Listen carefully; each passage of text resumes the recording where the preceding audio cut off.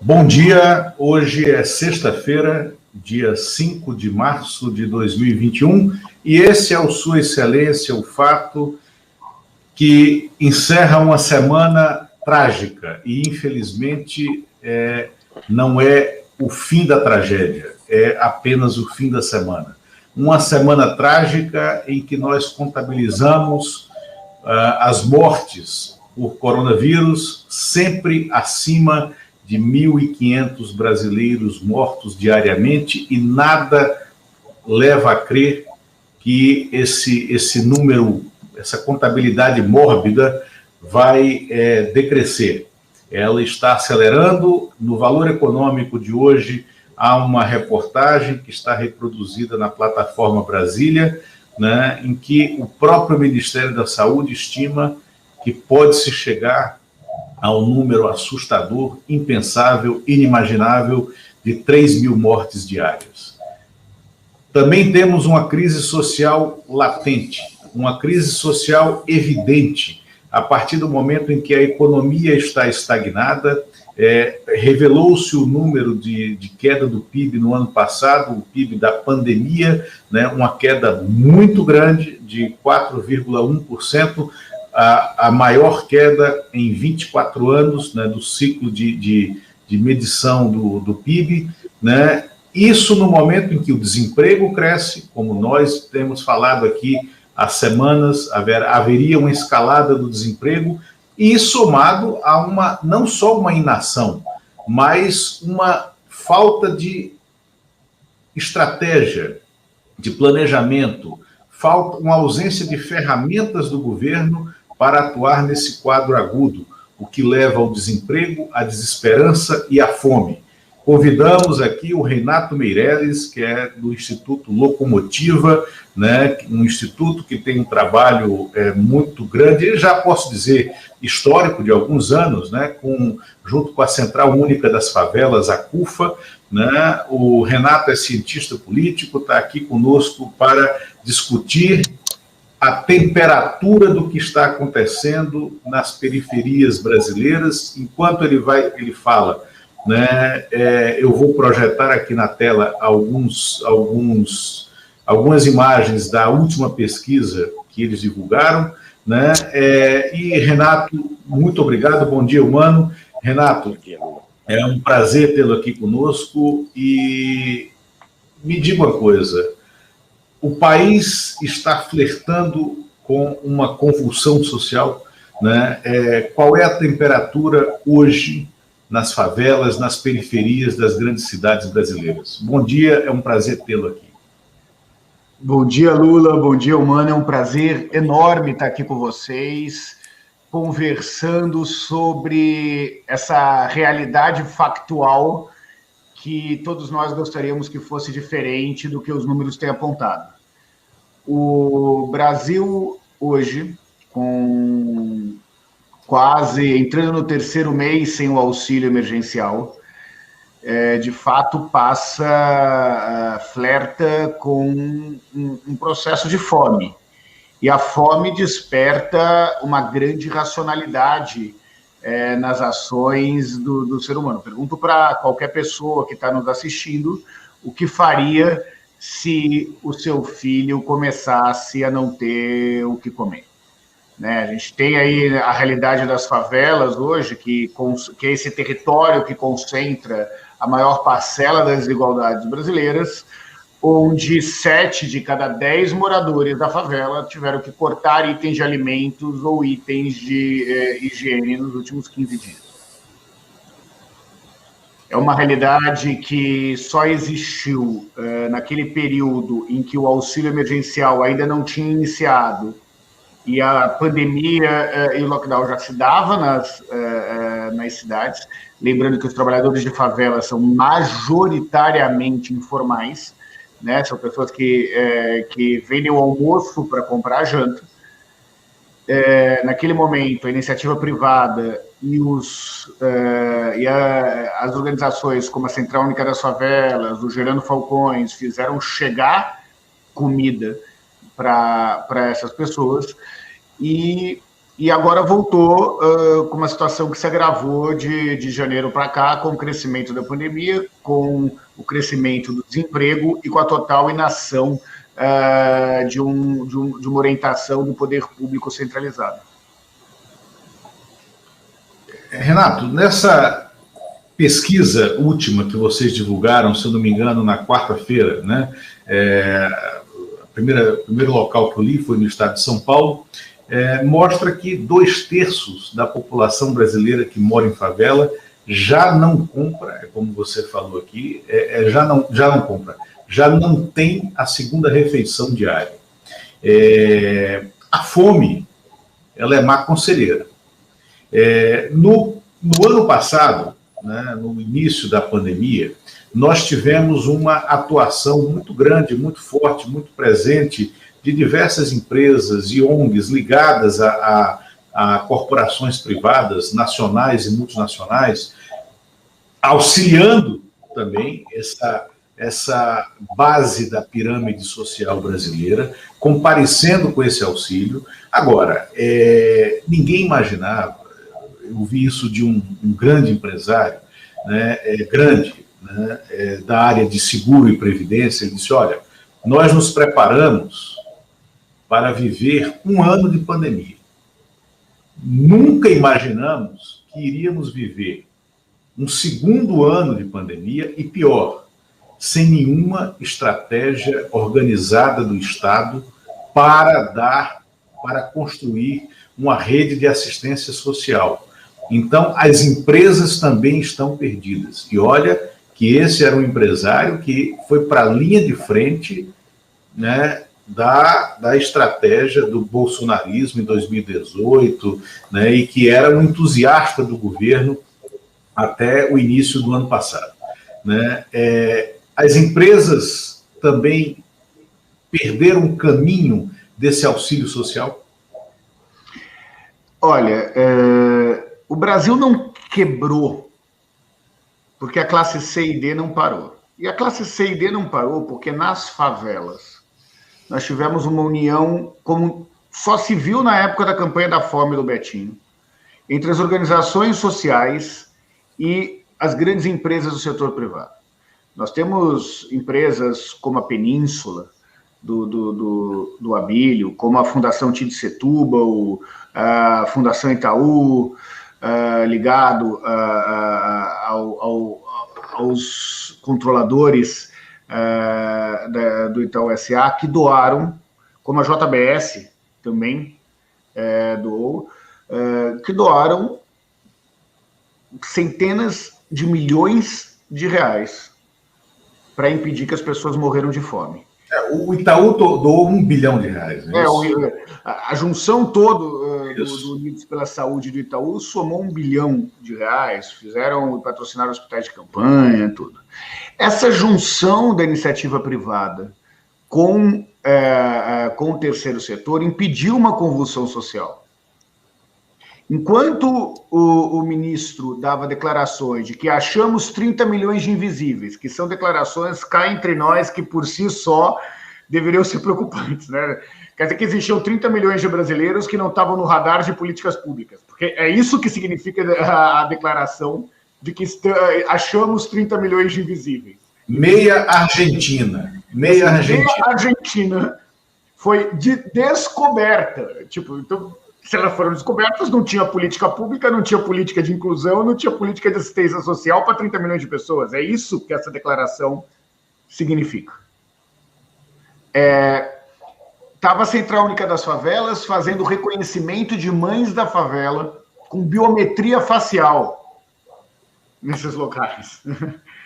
Então, essa junção salvou o primeiro risco de convulsão social até o auxílio emergencial efetivamente chegar. Acontece que os investimentos da iniciativa privada, a partir da existência do auxílio emergencial, passou a ser focado nas ações mais estruturais da população brasileira. E essas ações mais estruturais, relacionadas à educação, acesso à internet, né, ao restabelecimento das escolas, com o fim do auxílio emergencial, perdem força. porque, como dizia novamente o Betinho, quem tem fome tem pressa. E desde o fim do auxílio emergencial, nós voltamos aí a um processo de fome. Imagine que em agosto, Lula, as nossas pesquisas apontavam que o número médio de refeição era de 2,4 refeições nas favelas brasileiras. Caiu para 1,9 refeições nas favelas brasileiras. E quando eu falo favela, as pessoas acham que é uma coisa muito isolada. São 16 milhões de brasileiros que moram em favela. Se fosse um estado da federação, estaria empatado com a Bahia como o quarto maior estado do país, com 16 milhões de pessoas. É um Portugal. Portugal tem 16 milhões de habitantes. É isso. Olá, oi, Renato, muito obrigado pela sua presença aqui no Sua Excelência o Fato. Vivemos, pelo que a gente lê e pelo que você está nos dizendo, nós teremos aí pela frente algumas semanas de fome no Brasil. E isso junto com algumas semanas em que provavelmente os números de mortos vão ultrapassar o número de 2.000 pessoas por dia. Então nós vamos para a casa dos milhares. Então é um cenário, como vocês já usaram aí até a expressão convulsão social. Agora, eu queria ouvi-lo, porque há um contexto político novo aí no Brasil, de influência maior, crescimento, aparentemente, nós acompanhamos isso aqui de longe, da violência das milícias. Isso chega às favelas, em grande parte, e nós temos também um discurso do presidente da República, que é um discurso no sentido de que ele, vez por outra, fala desse jeito pode acabar havendo uma convulsão, pode acabar havendo alguma coisa. Então, nota-se, do lado desse setor mais extremado, um interesse nesse enfrentamento. Pelo menos é o que se nota daqui. Eu queria saber como você acredita que pode ser as consequências desse período trágico que nós temos, a fome junto com a doença, e como isso pode se desdobrar nesse contexto de confronto em que a violência, de alguma maneira, está permeada um pouco por parte das milícias, um pouco também porque, como sabemos, esse cenário de fome tende a provocar ações aí também mais violentas aí por parte de setores da população. Queria te ouvir sobre isso, por favor. Bom, vamos primeiro entender o que é a estratégia política da polarização. A polarização não é simplesmente uma consequência natural da política. Nós já tivemos momentos, vocês acompanham isso de perto há muitos anos, de que a grande disputa se dava entre PT e PSDB, né? E hoje são todos considerados comunistas pelo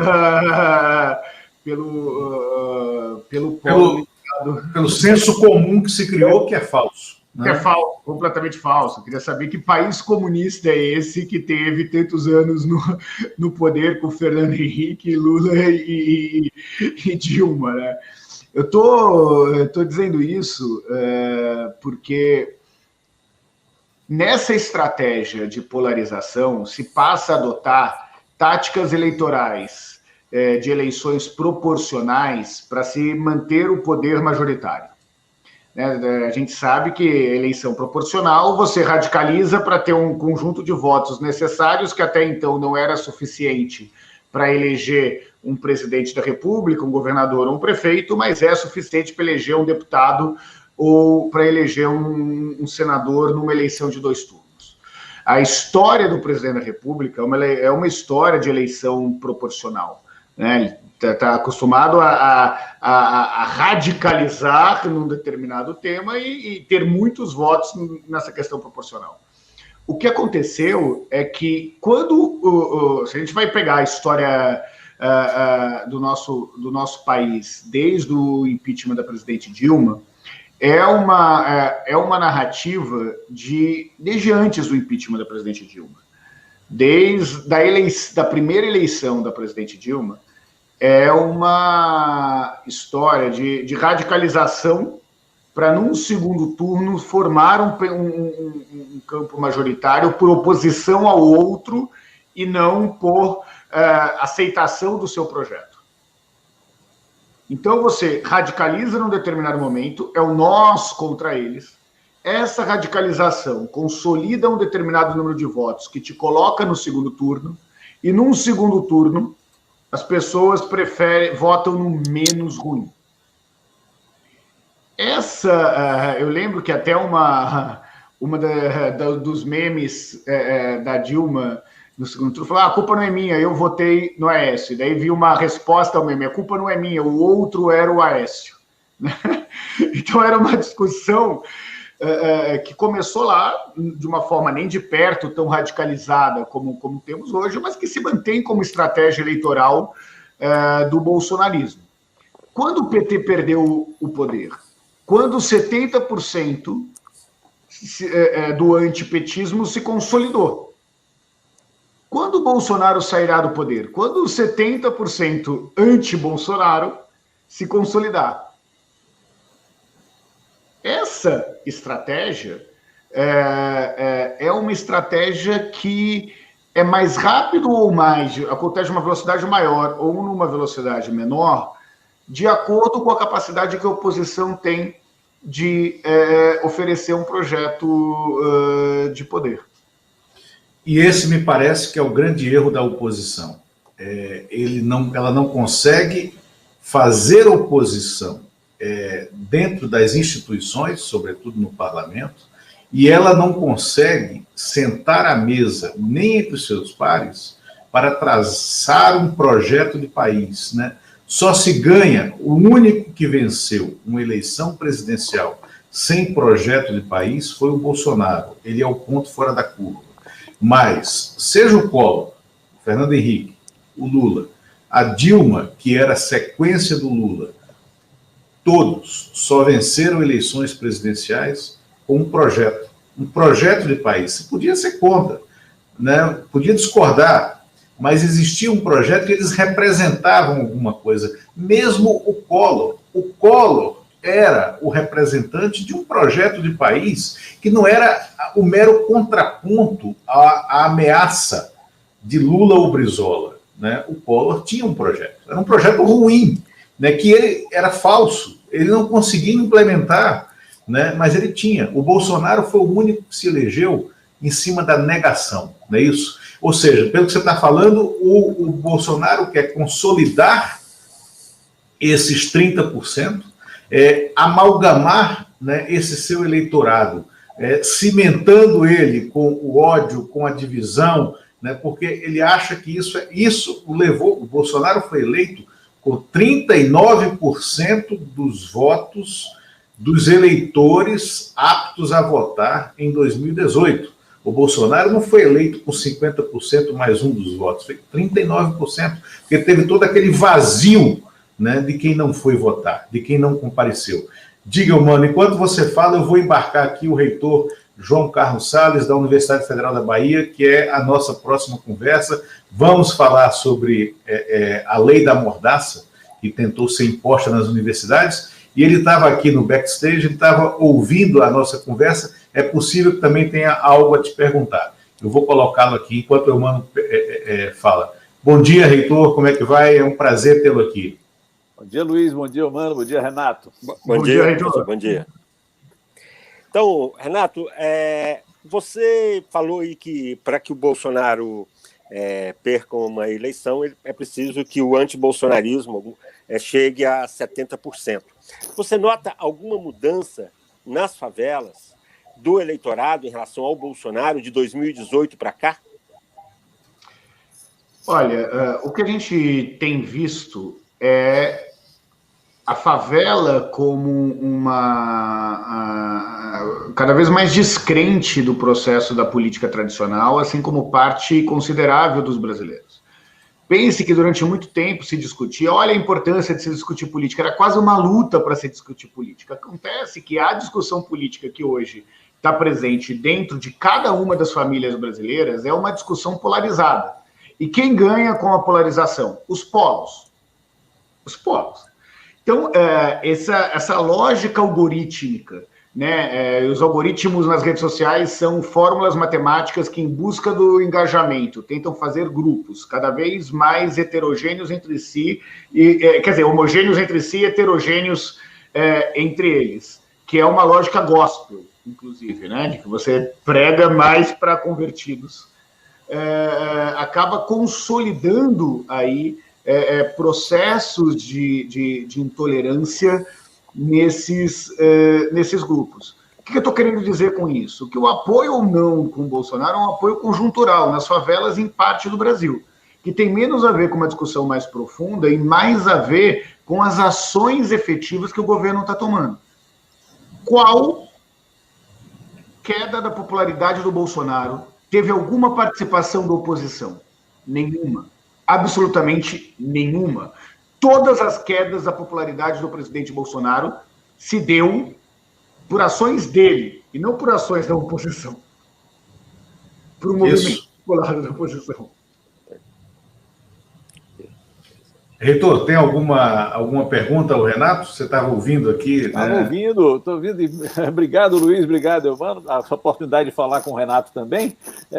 De fato, temos parece o espírito da destruição, aquele espírito que tudo nega, e faz disso uma propaganda para convertidos, mas esse espírito da negação, esse espírito destruidor, esse espírito até de reação, por exemplo, ao conhecimento, está ancorado na nossa sociedade, uma sociedade tão desigual, né? Ou seja, a exclusão é algo, é a falta de investimento em conhecimento, em elementos de solidariedade, e isso ampara e torna esse gesto dele eficaz, não, Renato?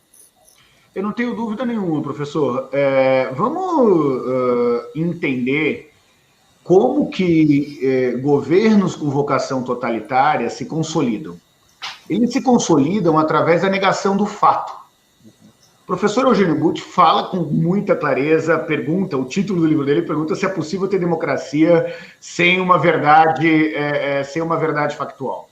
A pergunta que fica é possível ter civilização sem a verdade factual? Porque quando você tira a discussão, e é ótimo falar isso num programa que chama Sua Excelência o Fato, porque quando você tira uma base mínima de conversa, de realidade, de discussão da realidade, é muito difícil você conseguir estabelecer o diálogo sem uma base comum. Quando a gente tem que voltar a discutir se a Terra é redonda, e hoje eu tenho no Brasil 11 milhões de pessoas que não acreditam que a Terra é redonda. Se a gente tem que voltar a discutir sobre a importância da vacina no país que é referência mundial em imunização. É porque aquela discussão que na escola as pessoas davam como naturalizada, né? A Terra é redonda. Né? O globo é um globo. Olha, temos que voltar a discutir que é um globo. A vacina, meu Deus do céu, sabe aquilo? Zé Gotinha, aquela coisa bonita e tal. A gente tem que voltar a discutir o óbvio. Quanto mais discutir as políticas públicas. E por que eles fazem isso? Porque a base da argumentação se dá na negação do outro. Não é só a negação dos fatos. A negação é um conceito mais amplo, que nega o outro, que rotula o outro como comunista, ou como fascista, ou como petista, ou como bolsonarista, e essa lógica simplesmente acaba com a possibilidade de diálogo. E ao rotular, ele já desautoriza qualquer argumento, né? E ele já se fecha para qualquer possibilidade de um debate. Que é a vida política, Renato. Do anti-establishment, que foi o que elegeu o governo. É a vida política, hein, Renato? Pela polêmica, pela destruição, não pelo debate, não pelo diálogo, sem vocabulário comum, sem base comum, sem fatos. Sem uma teia narrativa que passe por uma verdade factual mínima para isso. Né? E quem ganha com isso são sempre os polos. Eumano. Oi, bom dia, professor João Carlos. Obrigado por estar aqui no Sua Excelência o Fato. O senhor é filósofo de formação, é de uma geração que teve o privilégio de participar e assistir à redemocratização do Brasil. E hoje nós nos vemos nessa situação, num atoleiro aí da nossa política, em que é difícil compreender como chegamos a isso. Então, a minha pergunta para o professor, sei que é um pouco genérica, mas como chegamos, onde chegamos, professor? Por que chegamos nesse ponto da nossa política? Eu acho, primeiro, Emmanuel, que chegamos aí porque não resolvemos questões essenciais. Eu acho que aquilo que é fundamento de uma democracia verdadeira, a gente tem que admitir que nós não conseguimos, né, completamente. Avançamos muito, sabemos disso, tivemos momentos de trégua, avanço em políticas sociais, mas as bases efetivas para superar um traço autoritário, excludente da nossa sociedade, não foram superadas. Também não foram superados, aqui uma coisa importante, sabe, a história de vez em quando, em alguns países tiveram a coragem de fazer isso, precisa confessar, ou seja, precisa voltar sobre si mesma, fazer seus ajustes de conta. Por exemplo, nós não fizemos ajustes de conta com o período da tortura, não fizemos ajustes de conta com procedimentos que escapavam a qualquer limite de civilização, como o Renato estava colocando, ou seja, nós flertamos muito com a barbárie ao longo do tempo. Não é de surpreender que a barbárie retorne. Então, nesse sentido, acho que chegamos até aqui porque talvez nunca tenhamos nos livrado completamente de um lodo conservador, de um lodo retrógrado, de toda uma marca, um traço excludente, um traço autoritário da sociedade brasileira.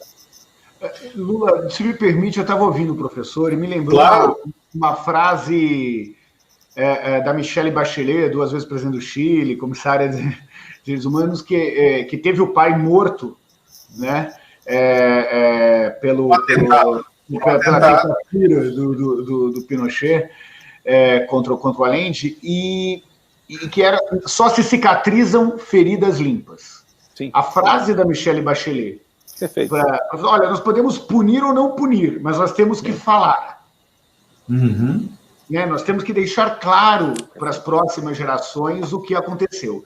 E essa frase, e ela é médica também, assim, de só se cicatrizam feridas limpas, para mim ilustra muito bem esse argumento que eu assino embaixo do professor, não?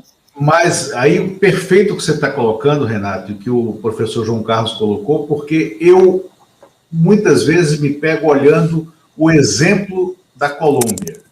Paradigma colombiano, um país governado há anos pela direita, um país governado há anos pela direita que ascendeu eleitoralmente, com compromissos democráticos, né? Então, que enfrentou, assim, a primeira vez que eu fui à Colômbia, em 1991, eu não pude descer em Medellín, o Pablo Escobar era vivo ainda, e o país era um país fraturado. Eu não pude descer em Medellín porque a cidade estava fechada, a região estava fechada, né?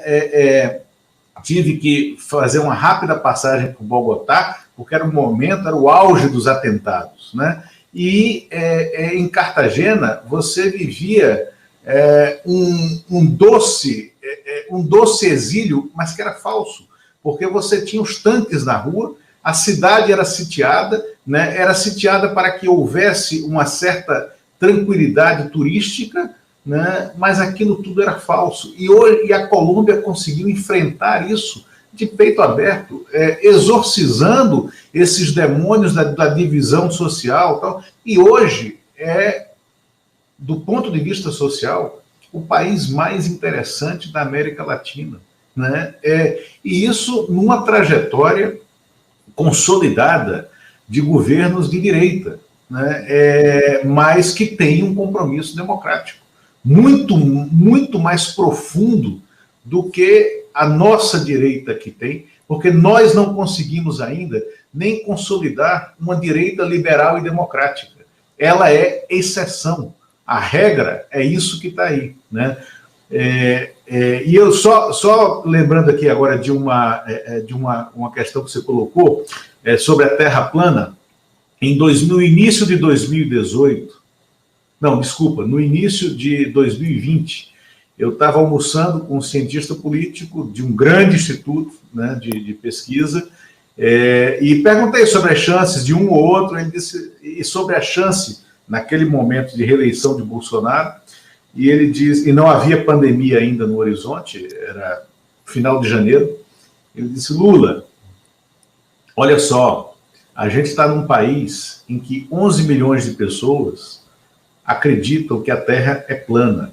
Então, se você tem por certeza que esses 11 milhões de pessoas são todos eleitores do Bolsonaro, então o patamar inicial dele já é muito elevado, né? É muito maior que o patamar inicial de qualquer político, né, da cena brasileira, exceto o próprio Lula, né? Então é isso, esse diálogo de insanos que a gente está vivendo, né? Mas, Renato, eu queria que você ficasse, se você puder, né, entrar nesse debate aqui. Eu tenho uma questão para o professor João Carlos Salles, que é candente. Ontem à noite, inclusive, o Ministério da Educação recuou, né, naquela portaria inacreditável. Eu vou depois projetar ela aqui, né, projetar o recuo, né, mas no dia 22 de fevereiro, né, o Ministério da Educação mandou um ofício para as universidades... 7 de fevereiro. Mandou um ofício para as universidades federais, né, recomendando e dizendo que os professores universitários não poderiam fazer críticas ao governo sob o risco de estarem cometendo um crime, né? Qual seria o crime? Usando a estrutura pública para criticar o seu patrão, o seu chefe. Foi a maior ameaça à autonomia, à liberdade, à autonomia universitária, à liberdade de expressão da universidade, a crítica natural dentro da universidade desde a ditadura. Isso não eclodiu num primeiro momento, mas depois que se tornou público, a partir da punição que se tornou pública ao ex-reitor da Universidade Federal de Pelotas, Pedro Alau, que assinou, em minha opinião, um termo de ajustamento de conduta que ele não podia ter assinado, em minha opinião, porque ao assinar aquele termo, ele se submeteu, né, às condições impostas por um governo que se pretende tirânico, mas é tão incompetente que não consegue sequer ser tirânico, né, e a universidade não podia aceitar isso. Houve, então, uma reação da comunidade universitária e, enfim, essa determinação acabou ontem. Reitor, foi mesmo uma tentativa de imposição da mordaça às universidades federais e aos professores universitários? Veja, Luiz, vamos separar duas coisas. Eu acho, primeiro, o ofício circular encaminhado pelo MEC, fazendo a recomendação estapafúrdia, ilegal e inconstitucional, né, de que se criasse primeiro até um pelotão de dedo duro, né, que as pessoas teriam canais para denunciar manifestações político-partidárias na universidade. Em primeiro lugar, isso. E coibir manifestações políticas, ao fim e ao cabo. Né? Primeiro, esse ofício circular do MEC. A outra coisa é essa ação particular, né, que foi desenvolvida pela CGU em relação aos dois professores da Universidade Federal de Pelotas. São independentes porque uma não decorreu da outra, nesse sentido, né? Ou seja, mas, digamos assim, tem uma cumplicidade entre essas ações, tem um pano de fundo entre essas ações, um desejo de amordaçar, sim, a vontade política. No dia 22 de fevereiro, o que você mencionou aí, foi um dia, na verdade, do Congresso da UFBA. Foi nesse congresso que eu pude, inclusive, até fazer uma menção direta, uma crítica a esse ofício do MEC. Um ofício que é anacrônico, em primeiro lugar, porque recupera uma recomendação de um procurador de Goiás, datada de um ano e meio atrás, né? De um ano e meio atrás. Essa recomendação de um procurador, né, foi retomada um ano e meio depois, já com puro anacronismo. Já era ilegal e inconstitucional na época que o procurador fez, porque a ministra Carmen Lúcia já tinha dado uma cautelar naquele momento, protegendo as universidades. Você deve lembrar, a polícia entrou para tirar faixas contra o fascismo né? Sinal dos tempos, né? A polícia queria ir em residências estudantis, impedir qualquer... Na véspera da eleição, né, da eleição de 2018, a polícia quis fazer isso. A ministra Carmen Lúcia, em outubro de 2018, deu uma cautelar, que é importante até lembrar os termos dessa cautelar, porque diz o seguinte, veja só, essa é uma coisa que eu acho que tem implicações e nós devemos guardar bem isso, porque ela determinou o seguinte, né, determinou suspender os efeitos de atos judiciais ou administrativos emanados de autoridade pública que possibilite, determine ou promova o ingresso de agentes públicos em universidades públicas e privadas, o recolhimento de documentos, a interrupção de aulas, debates ou manifestações de docentes e discentes universitários, a atividade disciplinar docente e discente e a coleta irregular de depoimentos desses cidadãos pela prática de manifestação livre de ideias e divulgação do pensamento nos ambientes universitários ou em equipamentos sob administração de universidades públicas e privadas e serventes a seus fins e desempenhos. Veja só, o que é que a cautelar da ministra diz? A universidade, nos seus espaços e nos espaços de que ela se servir, nós, professores, estudantes e técnicos, temos o direito à livre expressão de nossas ideias. Essa é a primeira questão. E essa cautelar foi, digamos assim, foi referendada completamente, por unanimidade, pelo STF, que aceitou como procedente a arguição de descumprimento de preceito fundamental em maio de 2020. Ou seja, quando já era inconstitucional na época em que o procurador fez isso, e mais agora, porque já agora, em maio de 2020, já foi o STF já julgou procedente em um acórdão exatamente esse direito, a garantia do direito de liberdade de expressão na universidade. Eis que então, o MEC manda esse ofício.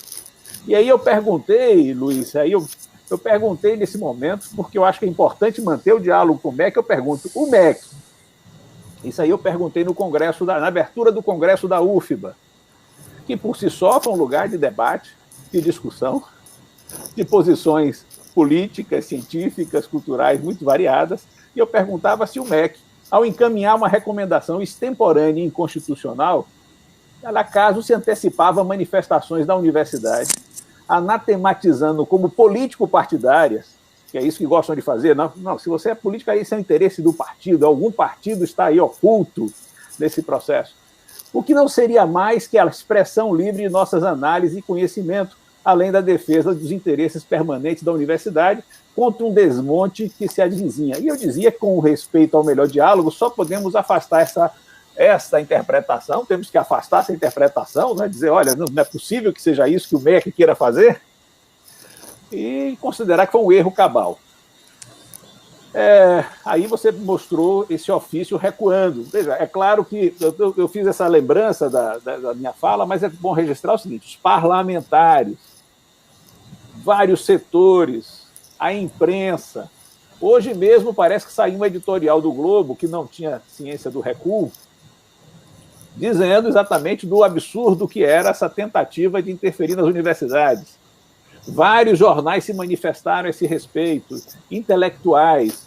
Há, inclusive, uma carta belíssima, belíssima, do presidente da Academia Brasileira de Letras ao ministro da Educação, assustado. O que será?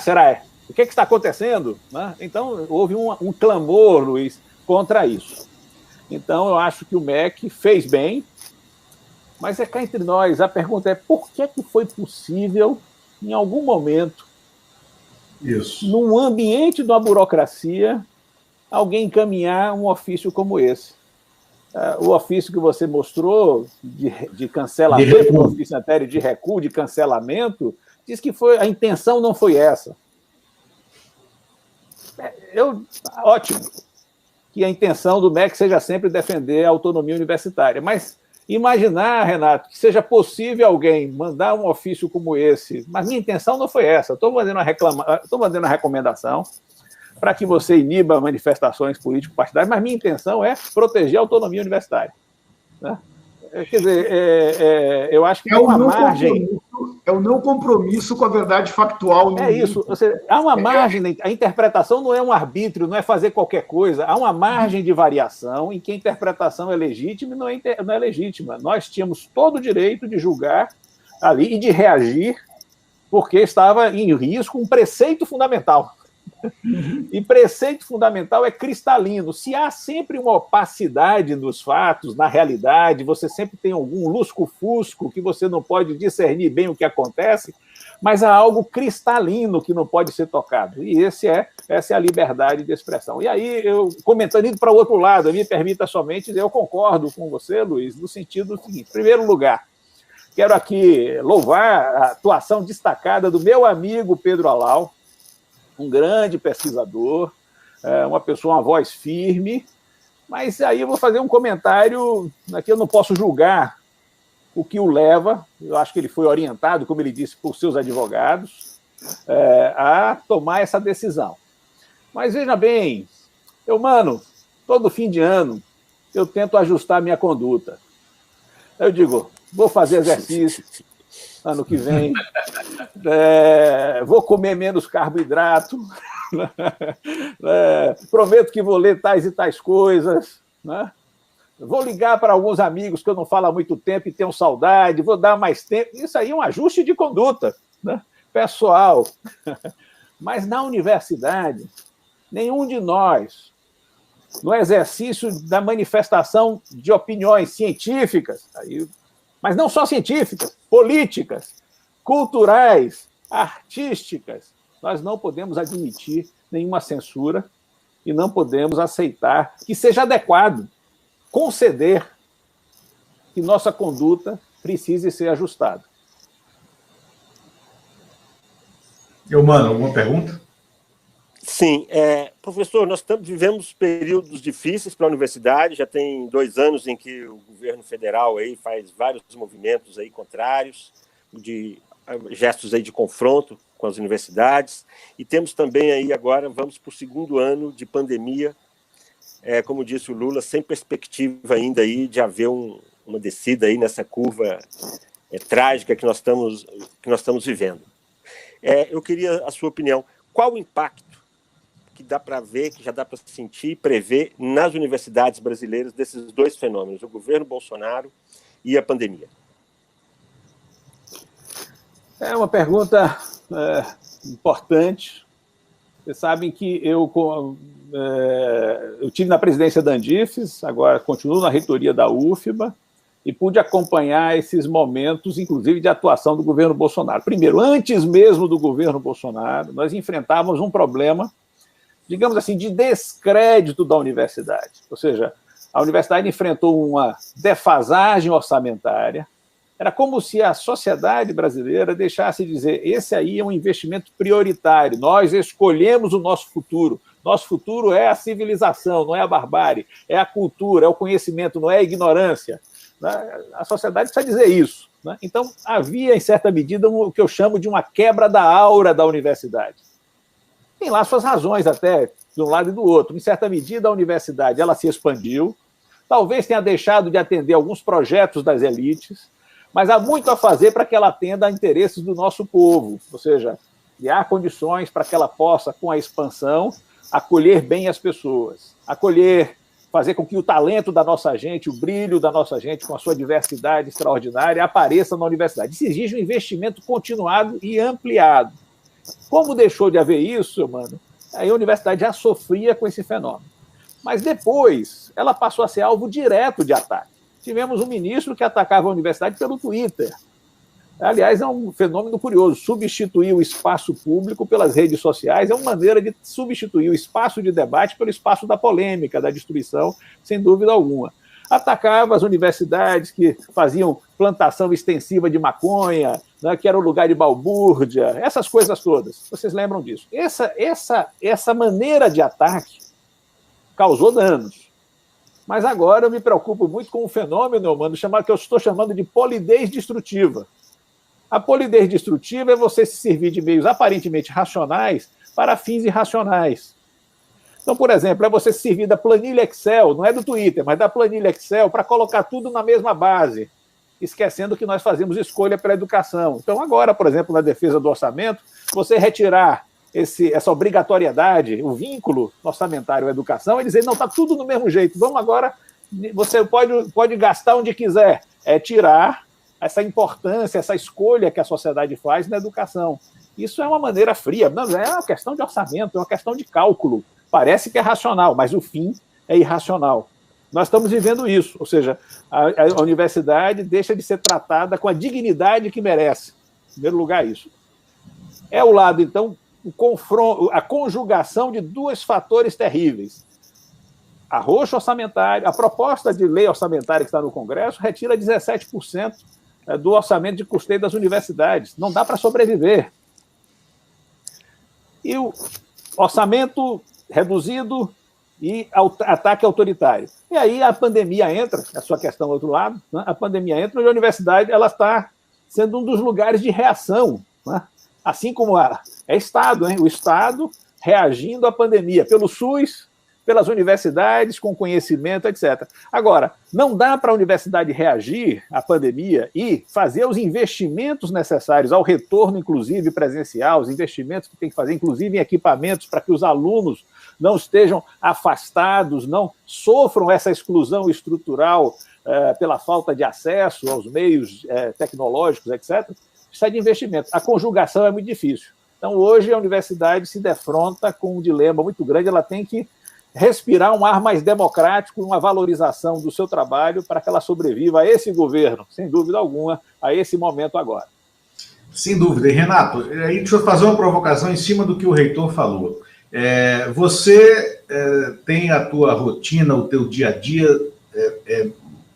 majoritariamente focado na periferia, nas favelas, nas franjas das grandes cidades, um local que parecia ter descoberto a universidade pública, né? A gente vinha de 2 décadas de inclusão social, independente se foi PSDB, se foi PT, mas quando você vence a inflação com um plano real, você provoca uma inclusão social muito grande, só com aquilo. Depois, quando você muda a agenda de prioridades do Estado brasileiro, que foi o que o Lula fez, você inclui socialmente e você começou a ter um processo evidente, né, de acesso, né, das camadas mais pobres, né, à universidade pública no Brasil, que foi consolidado num filme da Ana Mulaer,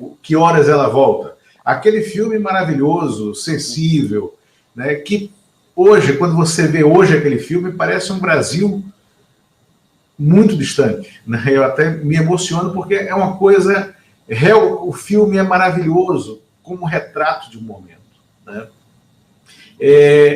Hoje, na periferia das grandes cidades brasileiras, a universidade é um objetivo a ser almejado, ou a gente regrediu tanto que isso deixou de ser prioridade. A gente viu ainda em 2018, 2019, cenas repetidas de pessoas humildes, de origem humilde, que estavam se formando em razão dos programas de inclusão, dos programas que os levaram às universidades, e que aquilo parecia ter se tornado, ou seja, o diploma, a formatura, o acesso à universidade era um objetivo de vida.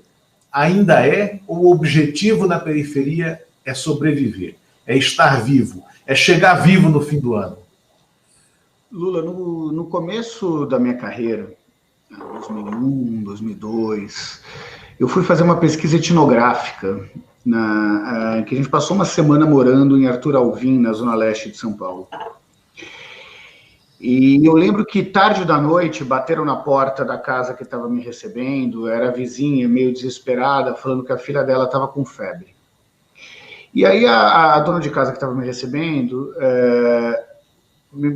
falou, mas o que você precisa? Você precisa de algum dinheiro para o táxi, para o remédio, para a farmácia? E ela me disse, não, eu sei que você está hospedando um universitário aí na sua casa.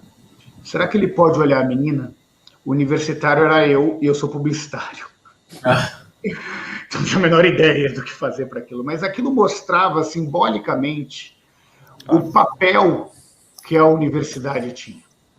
Aí, durante toda a minha carreira, no Data Popular, no Data Favela, agora na Locomotiva, junto com o Data Favela, eu vi que foi mudando essa perspectiva, onde aquelas pessoas que no máximo sonhavam em ser jogador de futebol, passavam a sonhar em ser o primeiro doutor da família.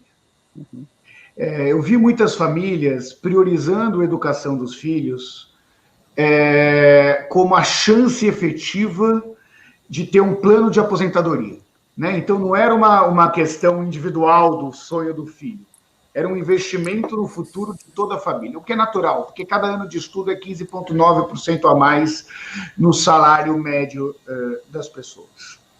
Faz algum tempo, e isso veio não apenas com a crise econômica, com o questionamento da lei de cotas, ou com a diminuição do ProUni e do FIES, mas, antes de tudo, com o desmerecimento da educação, com a escolha do professor como inimigo público número 1, que, somado a uma crise econômica, fez com que a perspectiva da universidade se tornasse mais distante. Eu não estou dizendo que a importância diminuiu, eu estou dizendo que a possibilidade dela chegar se afastou. E a gente não pode ter a ilusão que isso se deu do nada, ou que se deu porque a população não valoriza a educação. A educação continua sendo muito valorizada. Só que o conjunto de ataques ao conhecimento, somado a uma crise econômica, na prática, faz com que essa perspectiva se distancie. E isso só serve à polarização e a projetos políticos baseados na ignorância da população brasileira, no sentido mais amplo do termo, o de ignorar os fatos. A quem interessa isso? E quando o professor fala claramente sobre a outra questão da planilha do Excel, é uma verdade absoluta. Porque são as mesmas pessoas que no futuro vão falar sobre a produtividade da mão de obra brasileira. Então, quando a economia retomar e não tivermos engenheiros, e não tivermos professores, e não tivermos médicos no Brasil formados, vai parecer porque o Brasil nunca investiu em educação. Então, a gente cria um ciclo vicioso da ignorância que compromete toda uma geração futura de brasileiros e compromete a todos nós, no limite. Posso dar um complementozinho? Somente... Claro, à vontade. Primeiro porque é instigante a sua questão, Luiz, e a resposta de Renato também. Vocês não imaginam a experiência mais emocionante que pode ter para um gestor de universidade, é a formatura. Formatura, sabe? No momento em que houve expansão, né? A expansão da universidade, você vê entrar famílias que nunca chegaram no ambiente universitário, né? Que nunca chegaram na universidade, encantados, usando sua melhor roupa, né? E ali celebrando quase que uma transformação, uma metamorfose para outra realidade, né? Ou seja, nesse momento, a aura da universidade brilha. Posso dizer isso para vocês. A aura da universidade tem sua força. E aí você pode associar muito bem, né? O que o Renato lembrou, aquelas pessoas que são contra as cotas. É interessante como essas pessoas que são contra as cotas lembram também os terraplanistas, em certa medida. Há uma certa rejeição, de certa medida, de entregar à população mais ampla aquilo que parecia ser uma prerrogativa das elites, né? A universidade parecia ser condenada apenas a servir as elites, reproduzindo, inclusive, as diferenças sociais, aqueles que iam servir com seus trabalhos mais manuais e aqueles que iriam comandar, em certa medida. A universidade mudou tudo isso, a universidade tem mudado tudo isso, mas para ela cumprir esse papel, ela não pode perder seu lugar, a sua aura, os seus recursos. Esse é um lado fundamental, esse é o grande dilema da universidade, o dilema da sociedade brasileira. como é que ela vai apostar nessa capacidade de continuar fascinando as pessoas, mas incluindo essas pessoas, não hostilizando, não sendo um lugar que não pode ser alcançado, mas sim um lugar de transformação de amplas camadas da população. Ainda há muito a fazer nesse sentido. Então, por isso que nós temos uma pauta que, curiosamente, aproxima pontos aparentemente distantes, mas que fazem parte do mesmo desafio. Exatamente. Mano, quer falar alguma coisa? Acho que só um comentário mesmo. É uma felicidade aqui para o programa ter um debate desses assuntos aí com dois especialistas de formações distintas, e acho que isso contribui bastante aí para a compreensão desse momento em que eu acho que o nosso papel é esse, é levar a boa informação, é abordar os fatos, né, Renato? Que acho que a maneira de colaborar nesse momento. Então, acho que é uma felicidade aqui para o programa nosso, trazer o professor e o Renato aí para essa conversa. Então, eu queria agradecer, e acho assim, já vou finalizando aqui um pouco o que eu estou falando, na fala dos dois, eu queria ouvir dos dois aí se há e onde há razões para termos otimismo aí para esse ano e para os próximos anos. Renato, você começa? Eu gosto de lembrar um pouquinho de história, e depois da Peste Negra veio o Renascimento, e depois o Iluminismo, e a gente teve aí grandes avanços civilizatórios nesse processo. Então, se obviamente essa radicalização que nós vemos hoje é ruim para os dias de hoje, também serve para decantar, né, para se criar novos grupos que deixam de se dividir, inclusive, entre esquerda e direita, e passa a ser entre quem defende o vírus ou quem defende a vida, entre quem defende a civilização ou quem defende a barbárie. É necessário que o campo civilizatório entenda que o que o une é maior do que o que o separa, que o que nós estamos vivendo nesse momento é uma necessidade histórica de sobrevivência da civilização, e que não esqueça isso na hora de entender quem é a favor ou quem é contra a vacinação, a civilização e a defesa da verdade factual. Muito bom. Reitor? Eu tenho muitos motivos de esperança, mano. Por quê? É verdade que se você tem... A universidade não está numa redoma, por exemplo. Eu vou falar só do ponto de vista da universidade. Ela não está numa redoma, e é claro que as garras do obscurantismo também atingem a universidade em certos procedimentos. Então, por exemplo, procedimentos de competição, procedimentos de produtivismo, às vezes uma visão que reduz o conhecimento ao imediato, ao utilitário, e não à formação mais ampla. Tudo isso pode nos atingir. Mas eu tenho a confiança de que está na natureza da universidade, como sua verdade. A gente tem que soprar no ouvido dela, às vezes, para que essa verdade desperte. Está a colaboração, está nesse cerne, o conhecimento, a solidariedade. Está no cerne da universidade essa sua natureza de ser representativa da reflexão, do pensamento, ser democrática, portanto. Então, eu considero que a universidade no caso, eu já descrevi a UFBA como um anjo de terra que trabalha, pensa, dança e sonha. E, evidentemente, esse anjo de terra, com sua verdade democrática, com sua verdade de sabedoria, de conhecimento, aberta à sociedade, aprendendo com a sociedade, porosa em relação ao seu entorno, ele há de prevalecer. Então, sou confiante, acho que quem tem a universidade, a verdade, a universidade pública, gratuita, inclusiva e de qualidade no coração, há de vencer, Luiz, há de vencer, mano, há de vencer, Renato. Sem dúvida. Quero agradecer, só falar uma história pessoal. Eu me formei na Universidade Federal do Pernambuco, né, e alguns amigos daquela época, que continuam muito próximos, se tornaram professores ou de linguística, ou de letras, ou de comunicação, né, ou de sociologia. E eu estava conversando com um grupo deles agora, quer dizer, alguns dias atrás, E a gente conversando sobre o momento da universidade, eles disseram, olha, nós éramos a elite dentro da Universidade Federal de Pernambuco e nós tínhamos consciência do que era aquilo. Você não tem noção, e eu não piso na Universidade Federal de Pernambuco talvez há 8 anos, 10 anos, você não tem noção de como mudou o perfil social dos nossos alunos em sala de aula. Né? E mudou porque houve uma política pública inclusiva ao longo dos anos.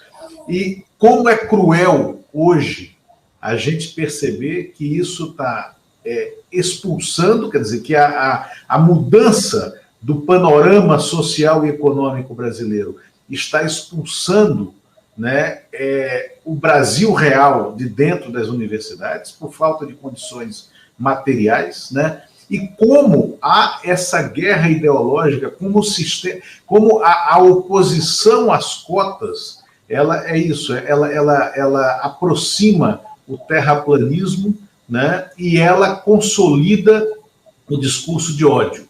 É inacreditável. Mas, olha, foi um dos melhores debates que nós tivemos aqui nos últimos tempos, né, mano? Muito bom, muito bom ter nos ouvido, muito bom ter contado com vocês aqui no programa. Muito obrigado. Obrigado. Obrigado e até logo. Bom dia. Resistamos. Obrigado, pessoal, que está com a gente.